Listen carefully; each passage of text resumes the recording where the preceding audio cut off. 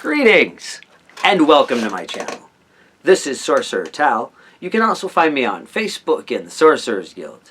Today on Sorcerer's Shadow Volume 2, we are going to continue the discussion on blood magic and talk about blood offerings. Now, I don't actually bring up blood offerings in the essay, and there's a reason for that. There's a lot of complications and problems when you are offering your blood to another being.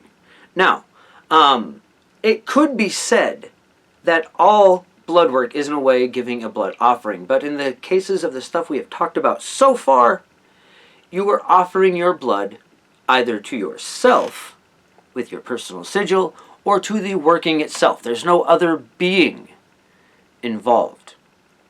And today, we're going to talk about working with beings and other things where you might be giving an offering of your blood. We'll talk about why I didn't want to talk about it in the book, some of the problems that come with that, and then we'll talk about ways to get around that. Okay, so, blood offerings. Like I said, blood offerings is blood magic where you are offering your blood to another being. This is not something I typically recommend. However, it can be done. The first caveat with this that I want to bring perfectly clear is this is still not where you still do not need to give out copious amounts of blood. Anything asking you for copious amounts of your own blood is behaving in a predatory manner, and you should not work with this being. Yeah? It is very small amounts. It is only the shedding of the blood itself that allows that energy out. As I said in the last video, the blood is not the life. The blood is the vessel of the life. It is the pneuma. However that word is pronounced, it is that chi, or essentially a bit of your your aura. It is a bit of your aura that they want. Well, I talk about this a lot. Your ka, that residual energy that is created by the body-soul interaction, they want some of that, and it's in the blood. That's what these beings want. If they're asking you for large amounts of blood, this is because it's harming you, and that is part of the predation that they're working on. So, this is still something where we're just talking about small amounts of blood given as an offering. Another thing that you want to be very clear on anytime you are offering anything of this nature, because there are beings that will ask for things besides your blood, and we'll talk a bit about that in a moment actually, but like I said, they're asking for large amounts. Don't trust them. It comes through the action itself, the release of the blood from the body, that moment, as I talked about last time. And when you are doing this, or any of your DNA or anything like that, you want to make clear that this is not an offering of your body as a whole. This is not a symbolic offering of a larger thing. Yeah? Because this is one of the areas where we can very easily get into trouble. Especially with things that have predatory inclinations, and we're like, oh, well, I'm going to push on you here. Because we are now talking about things that want something from us. It's just the amount of want or desire for what you have that we should be willing to deal with. Like I said, the ones that want you to do anything more than a small amount, they're wanting a level of harm that they're wanting to actually cause damage to your body. So, those are not healthy to work with. The ones that are going to get a bit of the release, you can get that energy back. Make it clear that each offering is an offering itself. It is not an offering it is not an offering to all the blood that is connected to that amount of blood. Because some will try to push on it that way, especially when you are working with servitors. Now, when we're giving this to gods, demons, anything of that nature, like I said, we keep it very clear. And some of them are willing to do some very interesting things for this, but it's not an area I work with a lot. Well, haven't for a very long time. It's not something I want to talk about on the video. So, we're not going to get a lot into that except for be mindful of those things. Now, if we are creating a servitor or other being with our blood, this is a very interesting area. This can be very powerful. Creating a servitor, which is you use a bit of your blood, release that blood after you have created the sigil perhaps for the servitor or whatever vessel you are creating, using the blood to charge the servitor before it is sent out to complete its task. It can be very powerful. This can be done with egregores, tulpas, anything, especially with tulpas. The creation process, and that's one where you're just imagining it into being. You're not actually creating a sigil or anything. You're simply visualizing, essentially creating an imaginary friend. By pricking yourself and allowing a release of blood at the moment of creation, when you first speak the tulpa's name, this is a very powerful creation process. But you need to make sure that it is just that one release that is given it its power.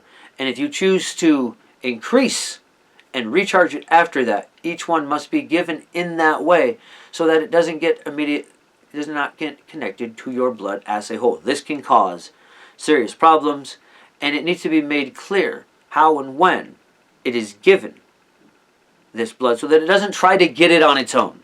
It doesn't try to make you accidentally cut yourself or things like that. I've heard of many cases of people working with blood magic where they have created a blood servitor and not made sure that it doesn't go out to get blood on its own. And that's where we run into problems.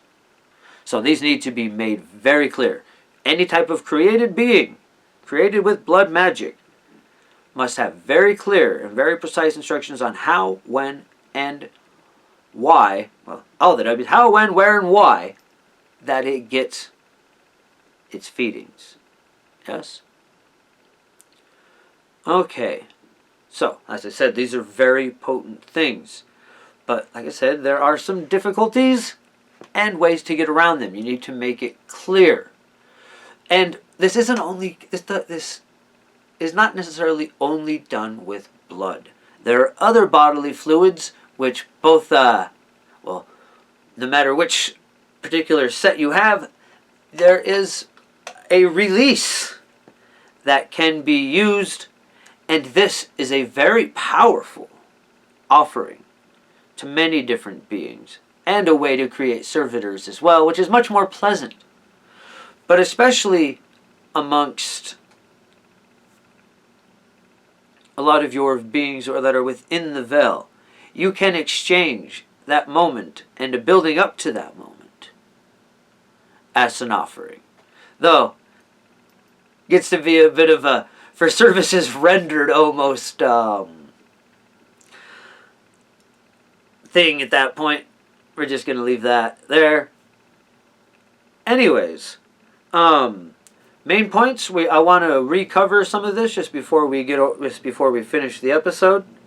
If you are working with blood magic and doing offerings, make sure that it is clear that the offering is not a symbolic offering of a larger amount of you, of your body itself, your bloodstream. If you're doing your hair, especially if there's some things that might even ask for a bit of your hair, make it very clear. That is all it is. It is not an offering of a larger percentage of you. It is not an offering of your body with the hair as symbolism of that. I feel like I've rambled there, but hopefully that's as clear as possible. And that needs to be with any bodily part or fluid, even the ones I just mentioned that are more pleasant.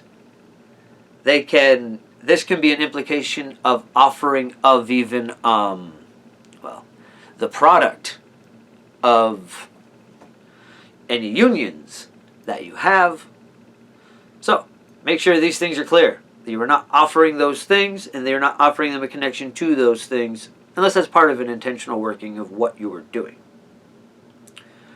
So, let's see. What else do we need to cover here? I feel like we've covered the basics. Yes, when you were dealing with a servitor or anything where you were going to be doing offerings more than once, make it very clear how, when, where, and why.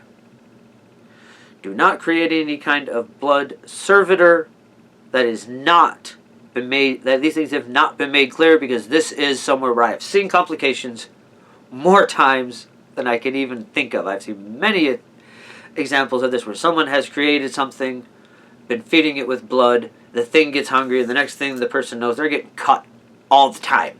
Little nicks here, nicks there, scratches, constantly just blood, sometimes even blood just appearing on them, in a few cases that I've heard of in this manner, many of which I've witnessed myself.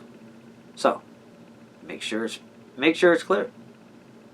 Anyways, I want to make sure I've covered everything here, because this is somewhere, again, I'm not actually recommending this for most things. It can be quite potent. Be careful if you're going to do this. Okay.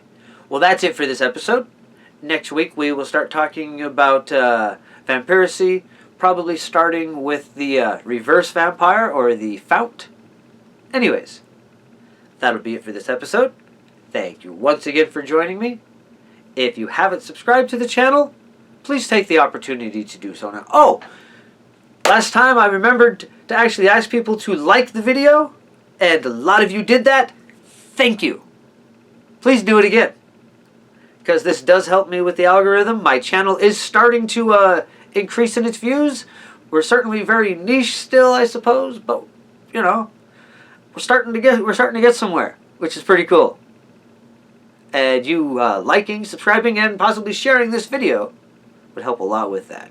Anyways, bright blessings and an interesting fate. This has been Sorcerer Tal.